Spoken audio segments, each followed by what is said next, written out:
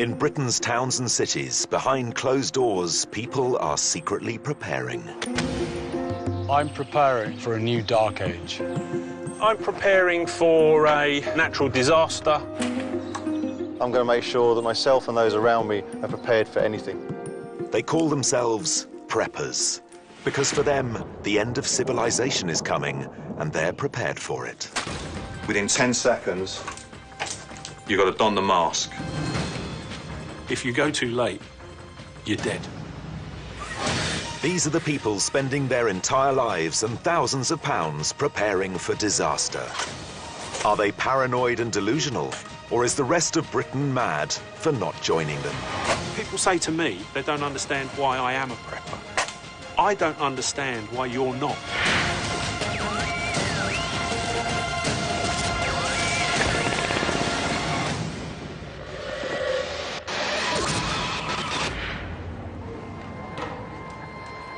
In the 21st century, we live in turbulent times. Violent civil unrest, financial chaos, and natural disasters are all common news stories. The destruction here, they say, worse than anywhere else in Japan. 95% of the town gone. In Britain, for most, life goes on unaffected. But a growing number of people are convinced that the country is on the edge of a disaster of its own. If Britain lost electricity and oil, then within a week, most people would be dead. Bad things do happen. People's homes do get burnt down. There are floods. There are catastrophic events that affect people completely. 1.88 m and 114 kilos, Michael Sanderson is a former soldier who served in the Falklands War and Northern Ireland. Now retired, he lives with his wife and 2 young daughters. People say to me, why are you a prepper? And I'm always baffled by it, because what I say to people is, I don't understand why you're not. Possibly the greatest fear for any prepper is an impending natural disaster, and Michael is preparing for one. If we look at Hurricane Katrina, the water level started to rise, and it got to a stage where suddenly they couldn't leave home, because now the water level is 30 feet deep, and my mum's 85 years old. You know, I've got young children. How do I get the family out? So they didn't leave. They stayed. And they expected somebody to come and save them. And nobody did.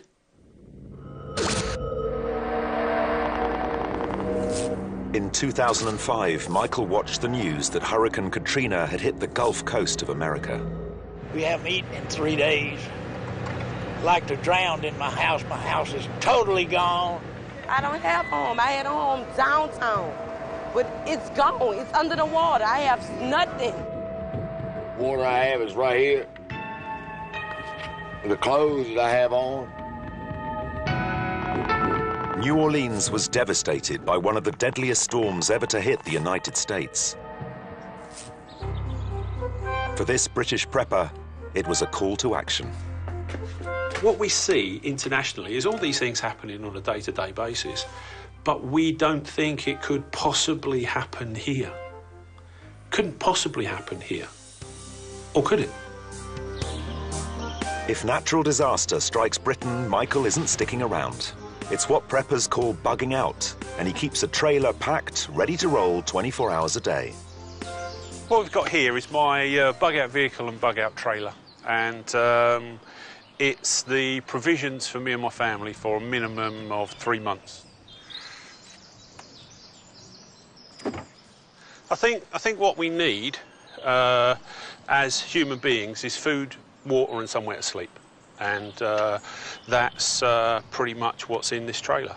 One of the hardest decisions you will ever make is, when do you leave? Much better you go too early, because you can come back. If you go too late, you're dead. 1100 hours and Michael is bugging out. Of course, this isn't the actual apocalypse, it's a drill. But in a real emergency, Michael plans to be ready to leave home with his family in just 15 minutes.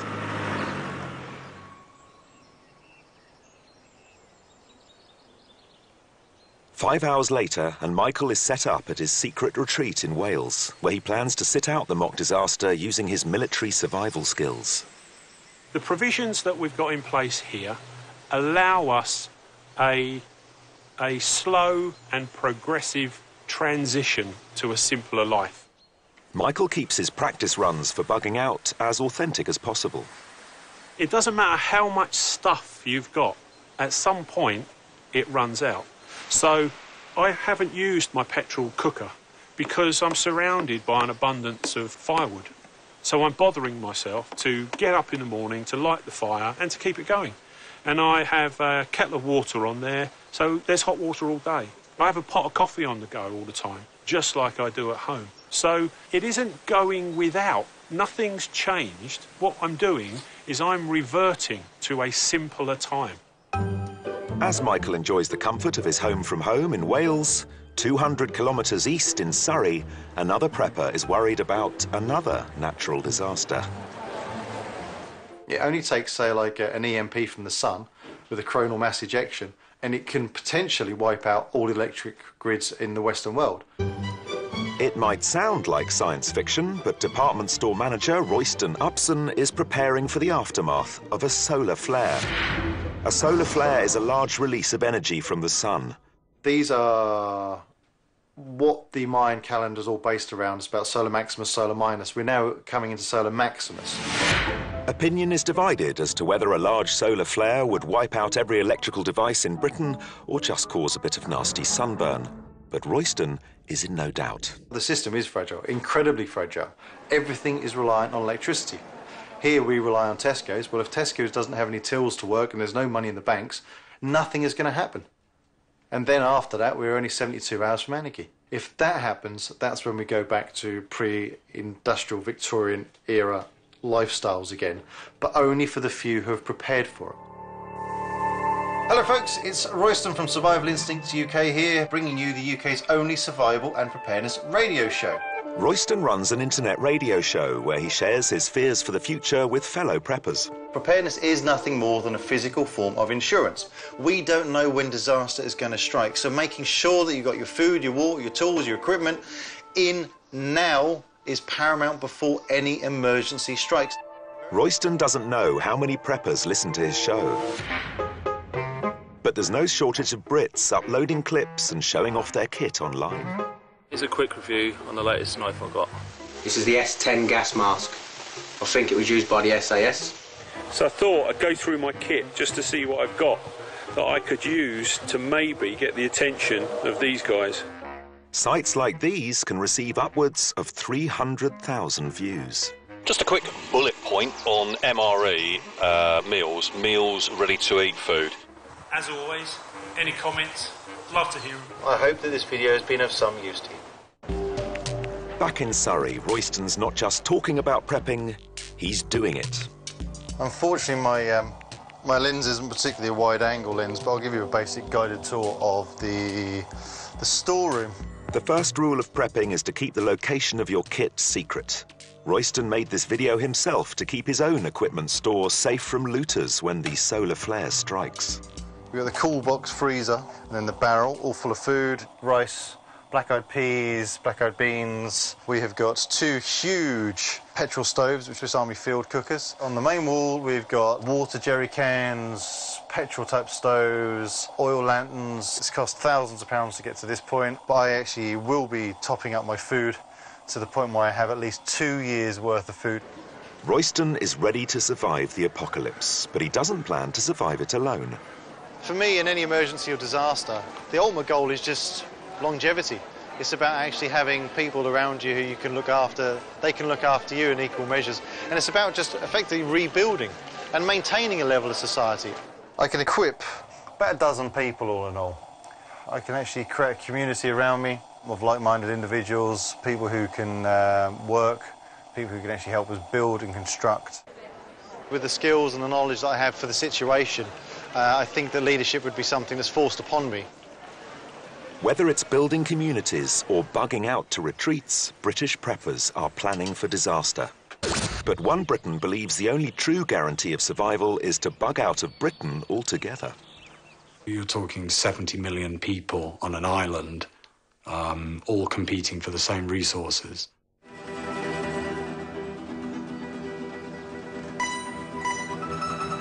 Science fiction author Edward O'Toole has left Britain.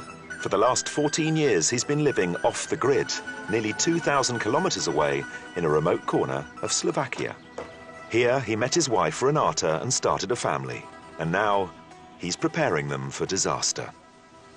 The most likely catastrophic situations that we could experience are natural disasters. I think there will be a new dark age, and I want to prep so that my children have a good chance of survival. Back, please. Back. Yeah, good shot, that one. Edward believes that even governments are secretly preparing for a catastrophe. There are lots of things being prepared for at the moment. For example, China and Russia have both been building vast bunkers. Russia now has enough bunkers to house the entire population. In America, people are trying to build bunkers, but they can't get the equipment and they can't get the companies to do it because the government has been hiring these companies to build theirs. On a much, much higher level, there obviously is something in the works.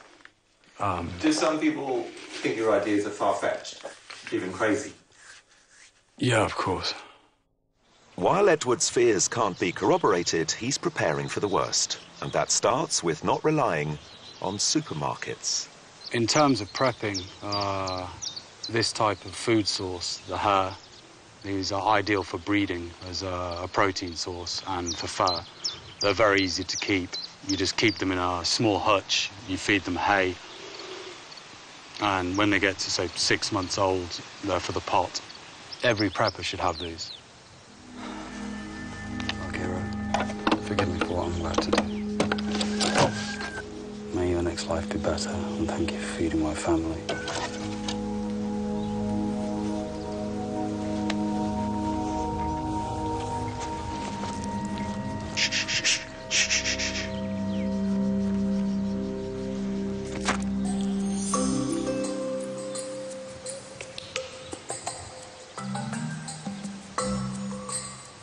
No, he's dead.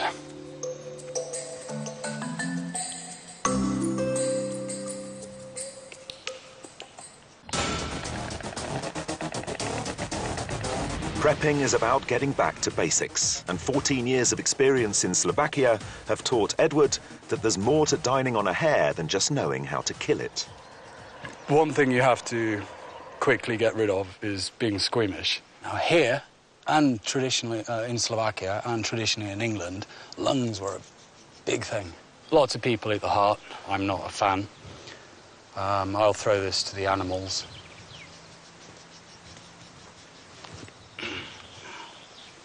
That's it. Join them together. And now we hang them. Edward's not the only prepper in the family. I need you to get rid of the bark from about, say, here, all the way to about here. I have to make tripods for either side of the spit roast. And then he's going to whittle this down for the actual roast to go on top.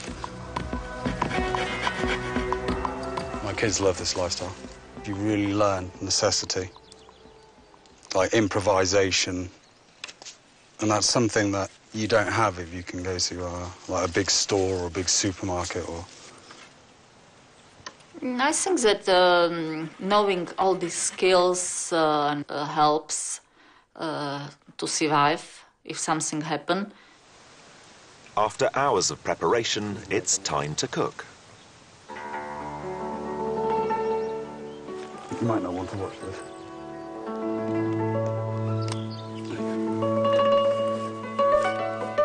I've probably been preparing since I was about 15, 16 in one form or another. Obviously now I have a family. There are 5 of us. I've got to think about feeding 5 people each day, day after day. You know, I don't want my 5-year-old daughter, like, starving.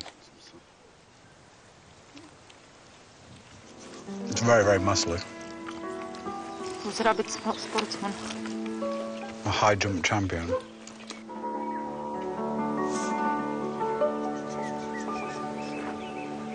While Edward's family are practicing surviving off the grid, for some British preppers, a remote hideaway is not an option.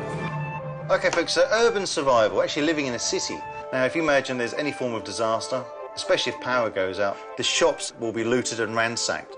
There won't be the law and order that we have today. It's going to effectively turn into a war zone.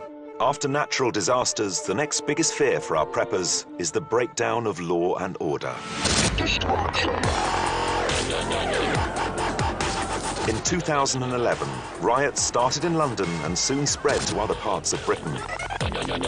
Properties were looted, shops were torched, and mob rule took over. If we were here in this very place 12 years ago, you'd have seen buildings on fire.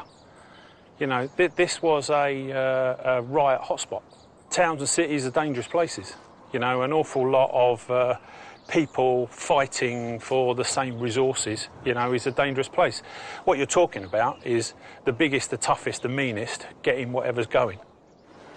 People would become very desperate because within 72 hours, most of the supplies would have gone. Even grandma might pick up a kitchen knife in order to actually get a loaf of bread from the next door neighbour because they may not have anything in the house.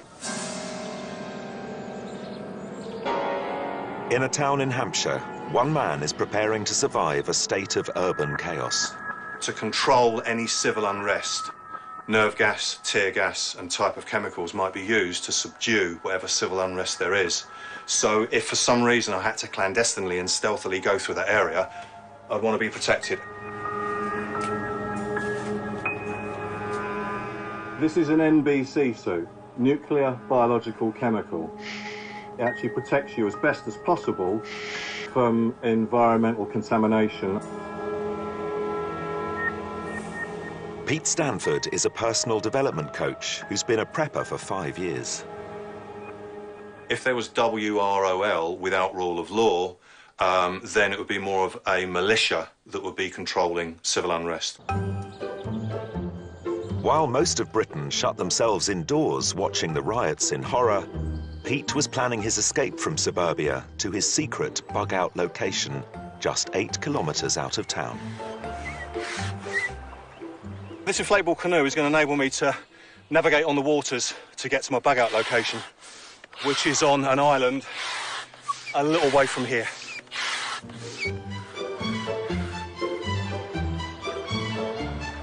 I do a dry run, a sort of practice run, at least every 6 weeks to 2 months, at least. I'm always keeping myself on charge and ready for anything, really. I'm ready to get in now, obviously stepping in backwards. So if it did give, you've still got terra firma to keep hold of.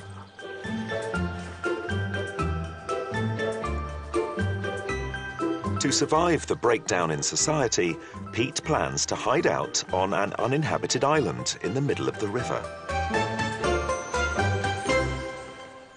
I'll be taking the canoe into the area of where one of my caches are, hide it there, keep it stored, then I'll be going to my main bug-out location. A crucial part of Pete's plan is secret stores of equipment he's buried on the island in special caches. The cache is marked by 3 different marks in a particular area, because if you don't have the marks and you forget, because the foliage changes from season to season and the ground gets overgrown, you're going to find a problem actually finding it.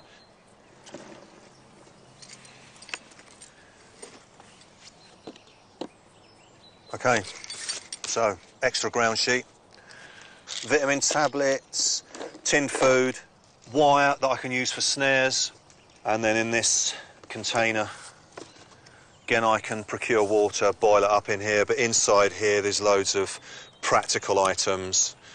This box is about survival, basically, and I have another cache site elsewhere, so I don't keep everything in the same place purposely, because if it got sussed or someone was to steal it or I was to lose it, having it spread over the island in different places. So this is one, and I've got 2 others on the island as well. Pete reckons he could survive alone on the island until civil order is restored. There's a lot of natural resources here. Obviously, I've got the water that I can procure and then treat. A lot of the vegetation is edible. And also there's animals that you can hunt as well, as a last resort. I wouldn't do that, wouldn't even attempt to do that leisurely, but as a last resort, then obviously I would have to do that because you need to eat to stay alive. Another question that's often asked is about protein. When it actually comes down to it, folks, it says you're going to have to get your hands dirty. If you want protein, you are going to have to learn how to kill. Hunting is an essential skill in the prepper's repertoire. When law and order breaks down, when there is no food in the supermarket, you need access to food, and you also need to know how to get the food. It's not as easy as people think. One reason I live here is the sheer abundance of wild game, boar and deer being the primary sources of meat. In this part of Slovakia, hunting is an important aspect of rural life. Oh, it's deer, but they're only roe deer. But I think they're very young, very naive. People watching films where somebody walks into the forest with a bow and arrow, shoots a deer and walks out again, that just doesn't happen, only in Hollywood. In reality, it's a long, long, slow process. The only way of hunting large game, really, is to sit in one place and wait for the game to come to you.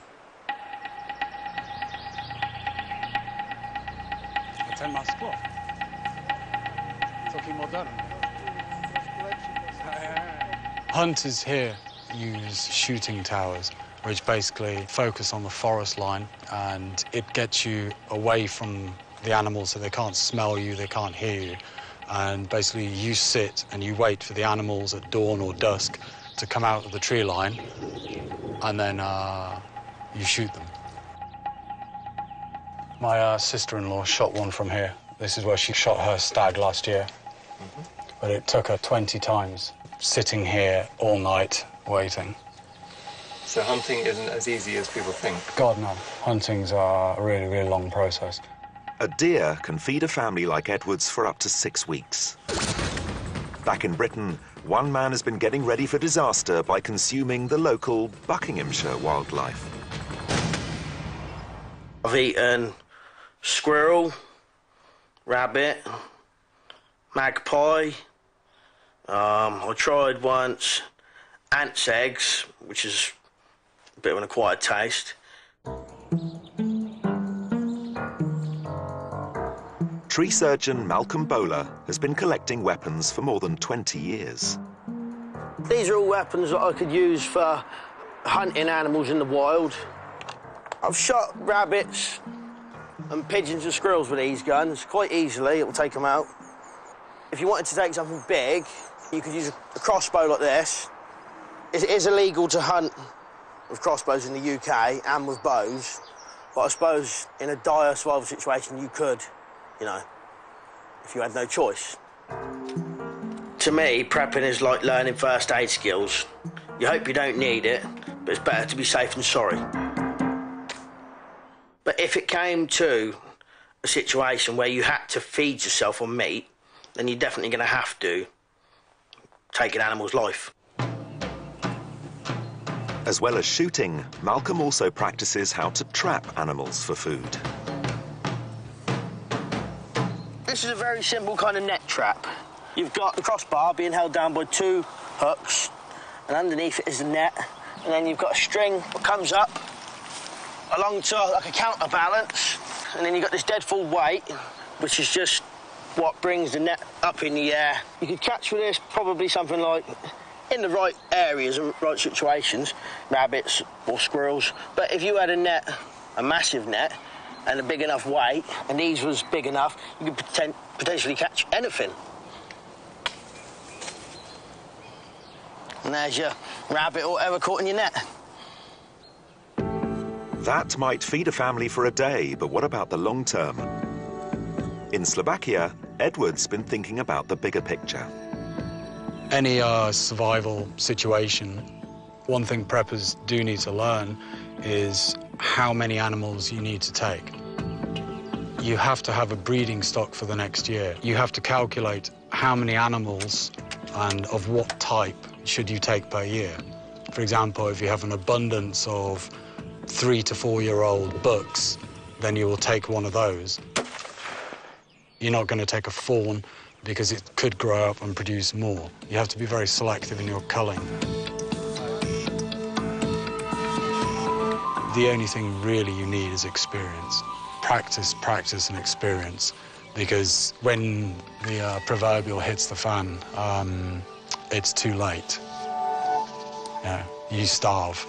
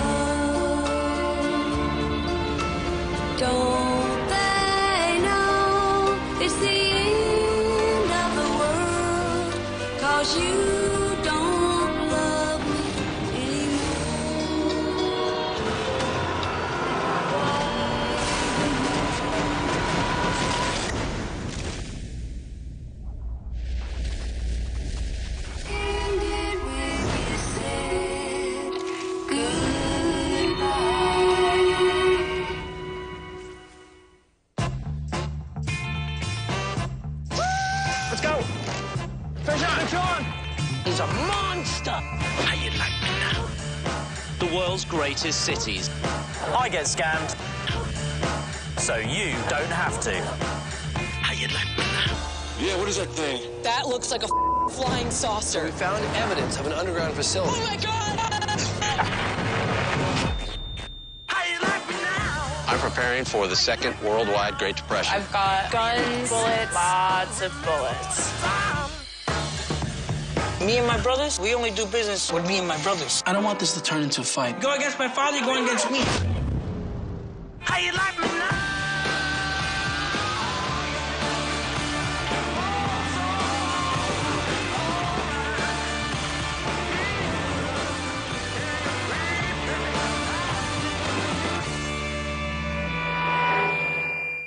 Numa comunidade romena, o homem é o homem. A mulher sabe qual é o seu sítio e a família vem em primeiro lugar.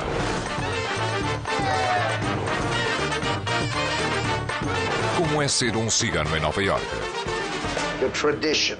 Stay gypsy. Everybody will respect you. Conheça os Johns, ciganos a sério, ao estilo americano. American Gypsies, todas as quartas às 10h10 no National Geographic. The World Heritage Special. Têm competências diferentes, mas partilham a mesma missão: proteger alguns dos locais mais importantes e vulneráveis do mundo. Desde a floresta amazónica ao Taj Mahal, acompanhe estes guardiões à medida que nos mostram o que é preciso para proteger estes tesouros magníficos. The World Heritage Special, sábado às 18h15, no National Geographic Channel. The World Heritage Special, sponsored by Panasonic. Ideas for Life.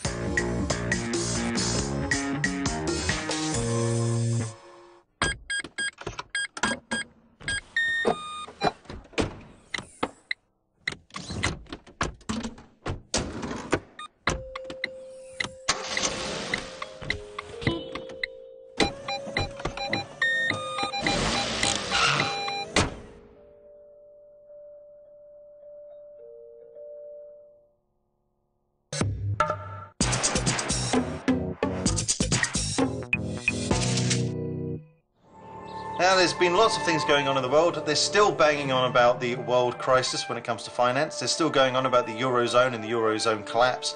We don't know if the financial crisis is going to hit shore. We don't know if hyperinflation is going to hit us. And whilst we've still got money in our pockets to actually buy food in, we need to start doing this now because it is absolutely vital. The effects of hyperinflation can be staggering. In the 1920s, in Germany's Weimar Republic, the currency collapsed. The German mark went from 4.2 marks to the US dollar to 4.2 trillion. Money became worthless. No surprise then that hyperinflation is a worry for these preppers. There's nothing to say that the financial system doesn't collapse, which brings down the Western world as we know it. So how exposed are the big four UK banks to the crisis in the Eurozone? Countries are going further and further into debt. We just keep lending money to Greece and it disappears. We keep lending money, it disappears. No one's actually looking for a solution, and that scares me. Greek MPs have been debating and will soon pass an austerity package that will slash living standards. In Stockport, Greater Manchester, one family is particularly worried. Noreen and Simon Dillon are preparing their house to be completely self-sufficient for when the British economy nosedives. I do have industrial quantities of pasta and rice and beans and flours starting to creep onto that as well now. There's a lot of money invested in this room, certainly is. The long-term food storage, which is this higher stuff up here, which can last for 25 years in these cans, that's quite expensive stuff. Everybody has life insurance, everybody has house insurance. I've just gone one step further and I've got myself some food insurance. It's not a hobby. It's actually, this has become a lifestyle. We have our own food that we've grown, we have chickens, we make jams, we make preserves. We wouldn't need to worry. For the Dillon family, self-sufficiency goes a lot further than just food. Their long-term aim is to be able to live completely off-grid. On the roof, there are solar panels, and the house is kitted out with emergency battery-powered lights. Even the loo has one. You lift the toilet seat up, it lights the room up. Why? So I don't miss, because my wife would kill me if I missed. For the Dillons, prepping is a family affair. I think the kids enjoy the dad being a bit eccentric. They enjoy going foraging, they enjoy picking blackberries and eating most of them. You can eat these anyway, if you want. You can pick both. You want some gloves and you can pick some nettles. Pick the younger ones. They're better for you. I do pass my knowledge on to my kids. My two younger children, especially Kaya. Kaya's really receptive. She loves it. How does it make the nettles stop stinging though? It cuts the sting out of it. With thousands of pounds worth of supplies in the cupboard and a nettle omelette on the table, are the Dillons ready for global financial collapse? The food I've got in the food store and the chickens that I've got and the foraging that I do and the garden that I grow out throughout the summer, I could probably keep myself going for about a year.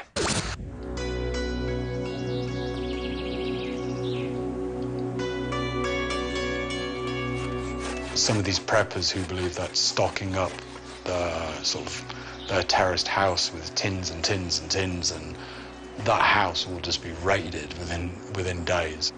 I don't just stock up like some sort of hamster or squirrel and hope that the world passes me by while I can tuck in.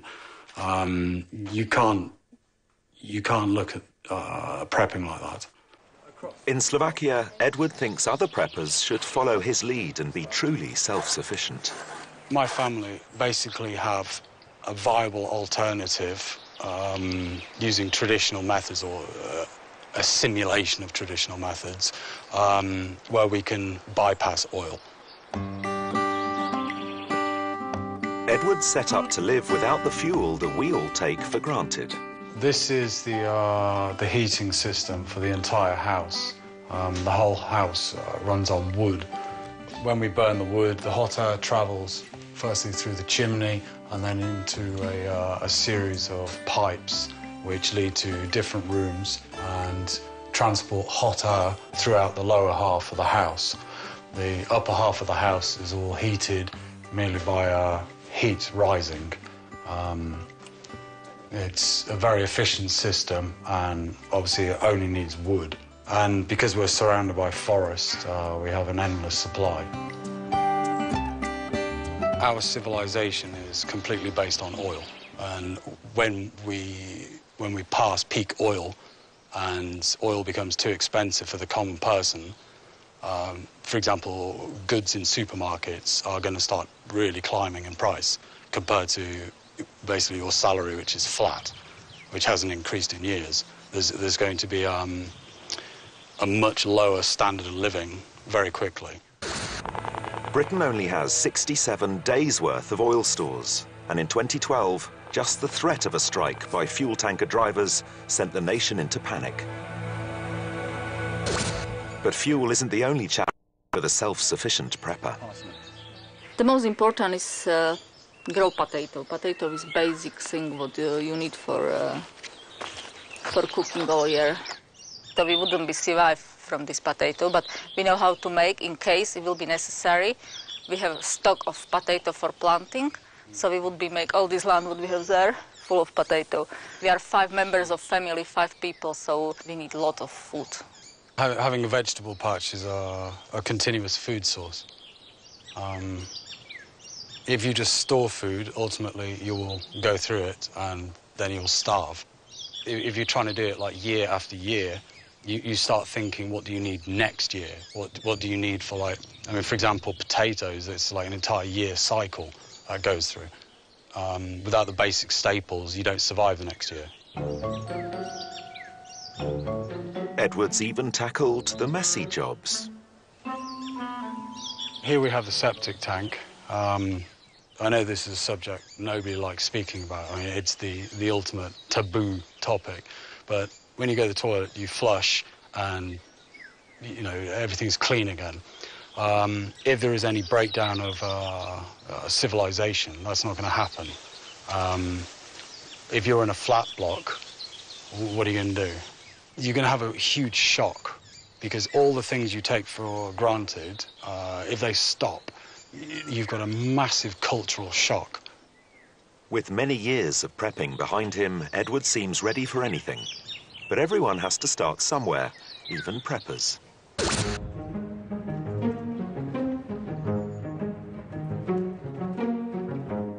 The specific point that I became interested in prepping was in the summer of 2011, just after the riots. I thought, wow, you know, this is really serious.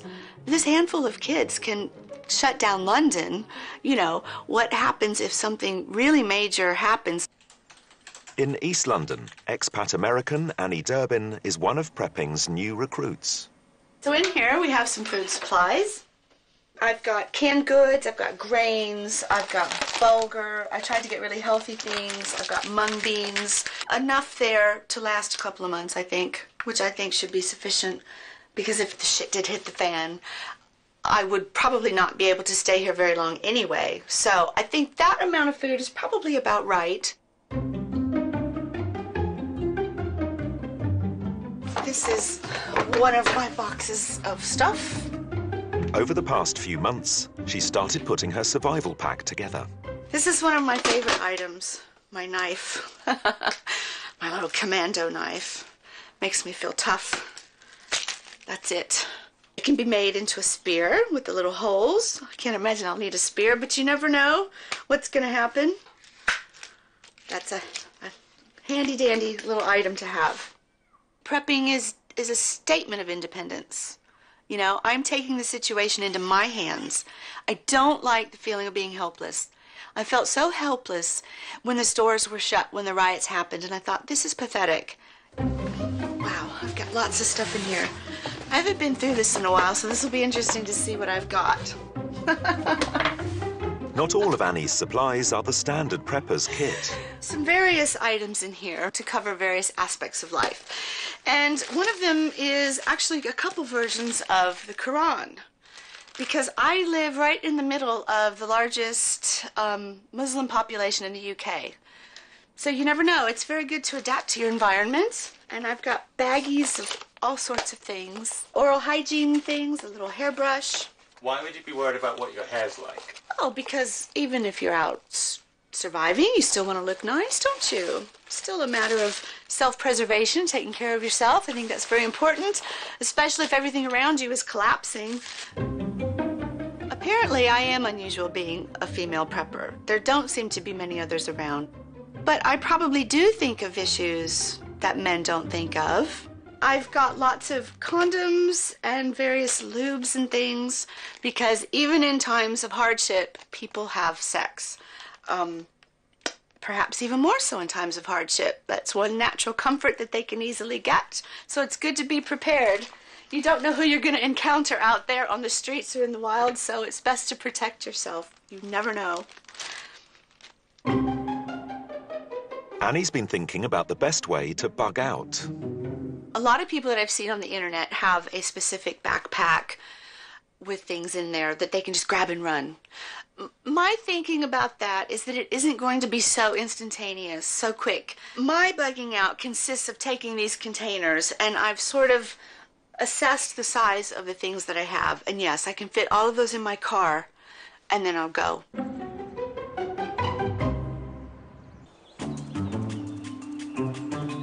To help her survive if she ever does have to bug out, Annie needs to learn bushcraft skills. So she's come to meet survival expert Royston. You know what this is? It looks like a rabbit to me. It's a big rabbit. It's called a hare.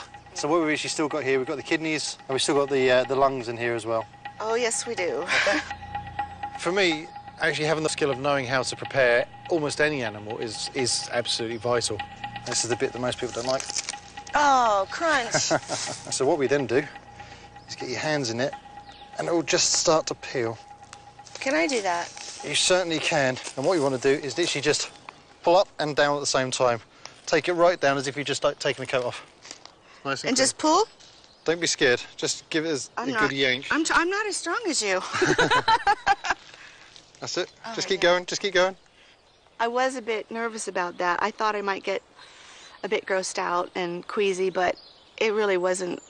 It was fine. Here, let me try it. Just literally just snap it, twist, and it'll pull off. There we go. Ta-da. Oh my God, I did it. It's actually vital to pass on knowledge.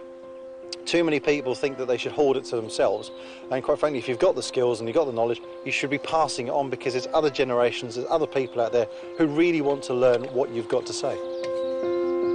Okay. Oh, do I get to? You get the spoon. You know, I thought this was going to be disgusting and that I was going to want to retch. It's actually really good. Wow, I'm impressed. Okay, folks, I hope you guys out there are actually exchanging ideas and knowledge when it comes to preparedness. I know I am.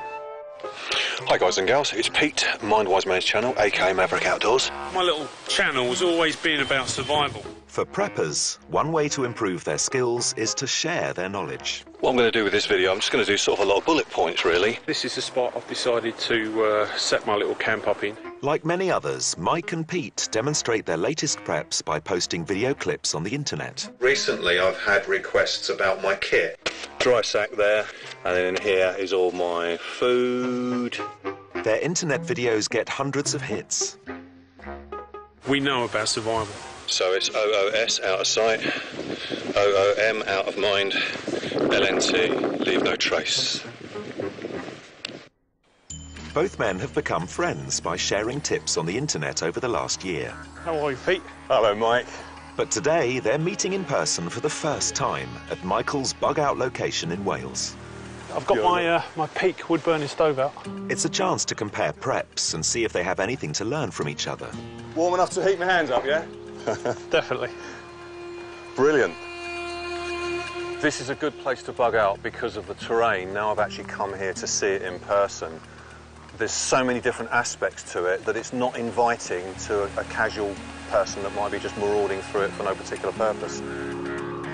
That's the 36-hour survival kit in there. So if this was emergency, well, I'd have to drop and dump everything and just take this with me. 2 alley pegs, poncho, come basher tarp, which I can shelter under or be on the move. Water filling bag to source some water, and then I've got dry food there, which I can, like noodles to heat up, but I can eat them dry, swig back the water. Food, water, somewhere to sleep, mate. That's a nice little purse. Yeah, it is. That's the one I got given. Oh, right. That's the proper Maxpedition. This is the Max? Yeah, that's the one that's come from the US. Pete's got some funky kit, you know. There were a couple of bits and pieces that he showed me that I have similar things. Just over the top, central that, yeah? That was good. I was impressed with Michael's weaponry, considering in the UK there are very strict laws and regulations. So you have to be careful in the area that you practice your skills. Yeah. Central, but low. They're dangerous skills in the wrong hands, but we would use them for target practice, but also, if push comes to shove as a last resort, you can use those skills to feed yourself. Considering you never used it before, mate, you're doing brilliantly. Yeah, right. Proof that prepping skills can always be sharpened up, but there's a serious side to this target practice. The last thing you want in a serious situation is for someone to sneak up on you and steal all your preps. I would do everything possible to avoid a lethal confrontation. But if we ended up in a situation without the rule of law, would I use lethal force to defend my family? Every day of the week and twice on Sundays. Absolutely.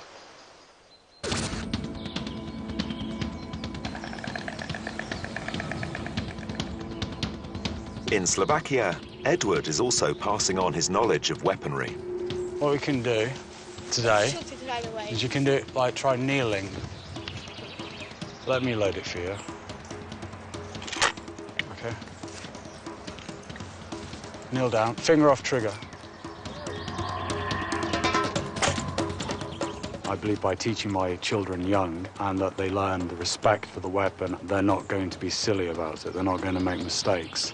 Now take another half breath in and hold it and shoot. The worst thing possible is giving a child who's no experience a weapon. All right. They will try to emulate what they've seen on television, not how it should be used. Fire when ready. Good girl. Edward's teaching his children these skills because, like all preppers, he's anxious about what lies ahead. I think that he worries a lot about future. We speak about some catastrophe, we speak about end of world, but I don't think that kids really, in their age, understand that how bad is this. If you look at the rise and fall of civilizations throughout history, and you look at how long they last and what happens to them, there are certain signals which signify that a civilization is about to, well, it's on its way out. From Slovakian retreats to urban hideaways to small islands in the middle of rivers, British preppers are getting ready for catastrophe. But are they paranoid?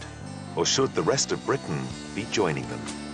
Is it our time now? We don't know. But all I'm making sure is that I've got enough things in place that if it did happen, I can ride the storm out a bit more comfortable than the bloke next door. What I hope we have created here is a means of living through a disaster rather than just surviving it, and living in the long term and living well. You should be prepared for whatever eventuality may happen, because you don't know what's round the corner. I'll keep prepping because it's a sensible thing to do, because I know that bad weather's coming and I'm doing something about it. Prepare for the worst and hope for the best.